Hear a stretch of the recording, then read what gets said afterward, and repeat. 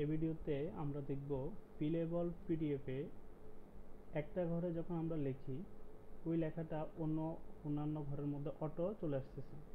এই যে সমস্যাটা, এটা কিভাবে আমরা সমাধান করব, এবং ফিলেবল পিডিএফের যে ঘরগুলো ক্রিয়েট করার সময় আমরা কোন বিষয়টা সতর্ক থাকলে এই সমস্যাটা হবে না, সেটা আমরা দেখব এখন।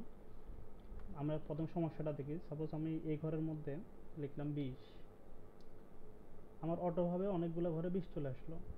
সাপোজ আমি এই ঘরে লিখলাম 10, চারটা ঘরে আসলো কিন্তু অন্য ঘরে আসলো না। আমি এই ঘরে লিখলাম 50, তাহলে এক ঘরে রইলো কিন্তু অন্য ঘরে আসলো না। হ্যাঁ, এটা এটা ঠিক আছে।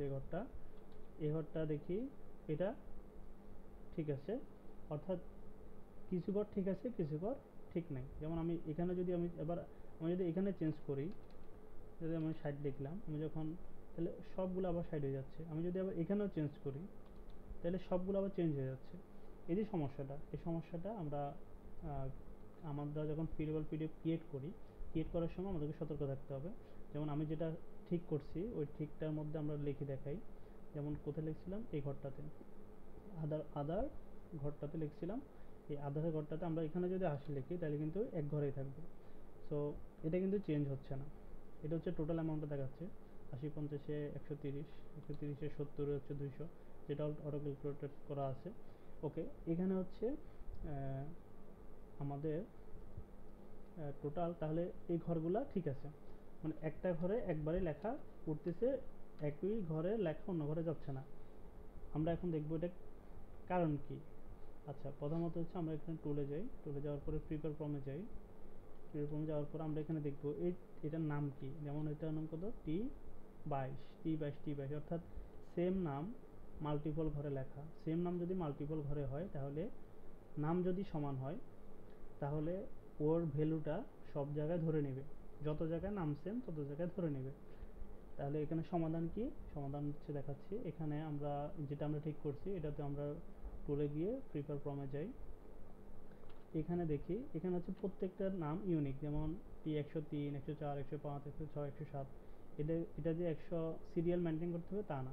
এটা আমরা হচ্ছে 105-এর জায়গায় আমরা চাইলে হচ্ছে 100, সাপোজ পাশে আরেকটা 6 যোগ করলাম, এটা চলে আসলো। ওকে, এভাবে করে যোগ করতে পারি। বাট সিরিয়াল রাখাটা সুন্দর, যেন আমরা সিরিয়াল রাখি। তাহলে এখানে প্রত্যেকটা ঘরের নাম কি রাখতে হবে? ইউনিক রাখতে হবে। তাহলে এই যে এখানে যে সমস্যাটা, এই সমস্যাটার সমাধান আমি জাস্ট এখান থেকে একটা নাম চেঞ্জ করে দেখাই। যেমন এখানে কত আছে, 80। যেমন প্রিভিউতে আবার দেখাই, আমি যদি এখানে চেঞ্জ করি 50, সবগুলো কিন্তু 50 চেঞ্জ হচ্ছে। আচ্ছা, আমি এখন আবার এডিটে যাই। এই ঘরের নামটা আমি ডাবল ক্লিক করলাম। ডাবল ক্লিক করে যে জেনারেল থেকে এখানে হচ্ছে আমি 22-এর পরে আমি একটা 8 যুক্ত করলাম, 228 বানিয়ে দিলাম এই ঘরটাকে। আচ্ছা, আর এই ঘরটাকে বানিয়ে দিলাম হচ্ছে সাপোজ 229। আচ্ছা, তাহলে আমি ক্লোজ করলাম। এখন দেখি, এখানে এখানে যদি আমি লিখি 80, তাহলে এটা ইউনিক আছে। আবার এখানে যদি লিখি আমি 60, এটা ইউনিক আছে, কারণ এই দুটো আমি চেঞ্জ করছি। এটা কিন্তু চেঞ্জ করে নাই, এগুলো কিন্তু চেঞ্জ করা নেই, এটা কিন্তু আগের মতো প্রবলেম থাকবে। 60 না, আমি যদি অন্য একটা ভ্যালু লিখি 70, তাহলে এগুলোতে চলে আসবে, কারণ এটা সেম নামে আছে। তাহলে কি বুঝলাম? নামের ঘরের নাম, অর্থাৎ ঘরের নাম যদি সমান থাকে, সেম থাকে, তাহলে ভ্যালুগুলা সব সেম চলে আসবে একটাতে ইনপুট দিলে। ওকে, তাহলে আমরা কি করব? সমাধান কি? সমাধান হচ্ছে প্রত্যেকটা ঘরের নাম ইউনিক থাকবে। তো আমার সাজেশন হচ্ছে, যেহেতু এটা টেক্সট বক্স, প্রথমে টি লিখলাম, এরপরে একটা সংখ্যা দিয়ে জাস্ট সিরিয়াল ওয়াইজ সংখ্যাটা নিয়ে আসলাম। এটা হচ্ছে সহজ সমাধান। এখানে যে সংখ্যায় দিতে হবে তা না, এখানে আমরা যে কোনো কিছু দিতে পারি। জাস্ট ইউনিক হইলে হবে, নামগুলো একটা আরেকটার সাথে ম্যাচ করা যাবে না, ইউনিক রাখতে হবে। আচ্ছা, আমরা ম্যাচ রাখবো কখন?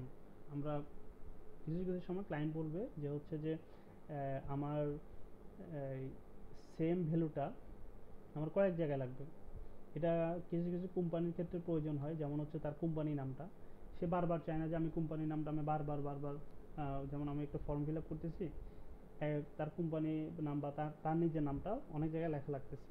তাহলে এটা অনেক জায়গায় লেখাটা একটা বিরক্তিকর। বা একটা ডেট, বা একটা ফর্ম থাকে যে ফর্মে হচ্ছে যে 10 20 10 পৃষ্ঠা, 20 পৃষ্ঠা বা 50 পৃষ্ঠার একটা পেজ, অনেকগুলো জায়গায় হচ্ছে তারিখ লেখার একটা ডেট থাকে, ওই ভ্যালুগুলোতে হচ্ছে তখন ওই নামগুলা সমান রাখলে এই সুবিধাটা পাওয়া যায় যে সব জায়গায় সমান ভ্যালুটা চলে আসবে।